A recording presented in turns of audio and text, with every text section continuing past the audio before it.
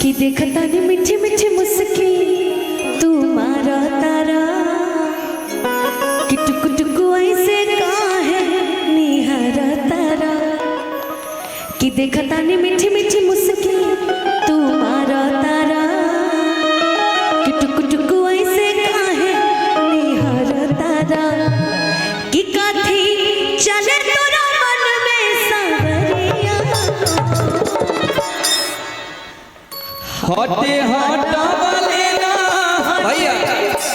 हम कुछ फील की बात करने वाले थे लेकिन आपने शुरुआत कर दी। सॉरी कोई बात नहीं। आप आज आपको जब मेरे पास आइए तो हमेशा साड़ी वाड़ी में आइए, लेकिन आज मैंने बोला था कि आप सूट पहन के आइएगा, बड़ी खूबसूरत लग रही हैं आप। ए झूठ बोल रहा है, कुछ नहीं बोला था ये हमको। हम बोले नहीं थे? विद्या कसम। विद्या कसम जी तुम बोले थे हम झूठा आदमी। हम झूठ नहीं ऐसे बोलते। ऐसे आदमी है धरती पर। मैंने बोला सूट पहन के आना है, सूट पहन के आई है, देखो ताली होनी चाहिए। पब्लिक सुनिए, ये चैनल वाले जानते हैं कि मैंने साड़ी कुछ दिन के लिए ब्रेक कर दिया है। हाँ। अब लोग पहन रहे हैं साड़ी, मैंने ब्रेक कर दिया। अब मैं सूट ही पे काम चला रही हूँ। चल अगला मंच फॉर्मल ड्रेस में रहेगा क्या जी? फॉर्मल मतलब ब्लेजर शर्ट। ओ हटे हटा वाले ना, वही तो चल रहा है। हटे नजरिया हो कि हटे हटा वाले ना, हटे नजरिया हो कि जन्मा रे जान हो मैरून कलर साड़िया, मन करे कांस लिखी भरे कमारिया हो। जन्मा रे जान हो मैरून कलर साड़िया, देखता नहीं मीठी मीठी मुस्की तुम्हारा तारा, टुक टुक ऐसे काहे निहारा तारा। देखता नहीं मीठी मीठी मुस्की तुम्हारा तारा, टुक टुक ऐसे काहे निहारा तारा। कि काठी चले तोरा मन में सावरिया, चले तोरा मन में सावरिया। हटे हटा वाले ना हटे नजरिया हो, हटे हटा वाले ना हटे नजरिया हो।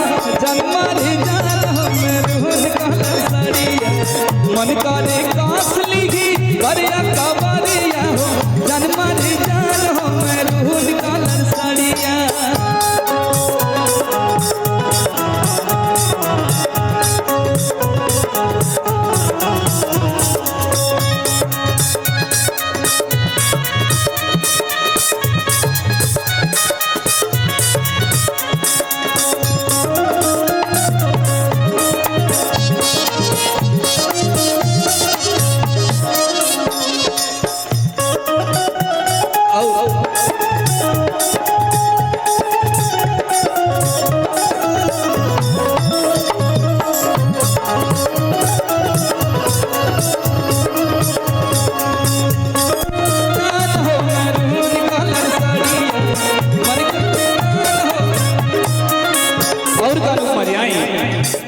अरे बिजली तू ढाटर दिलवा पा हमारा आपन डोलाई के कमारिया।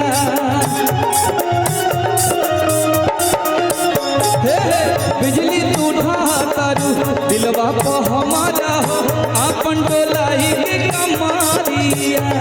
अब नैना तोहर लुटेरा निरखेला कमर के घेरा, उठे अजब गजब के नासा जनी ऐसे मतिया फेरा। सच हाँ की करेला मसा करिया, कि सच हाँ की करेला मसा करिया।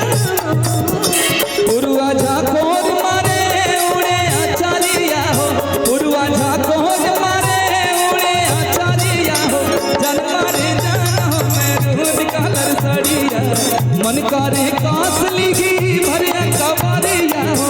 जन्मा रे जान हो मैरून कलर साड़िया।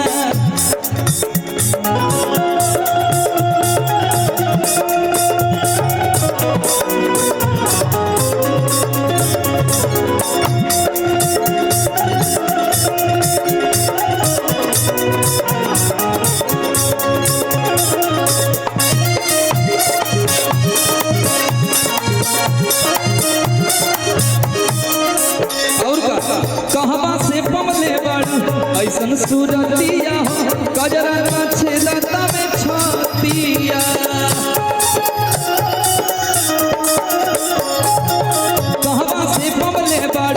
ऐसन सूरतिया हो गजरा काछे नकावे छातिया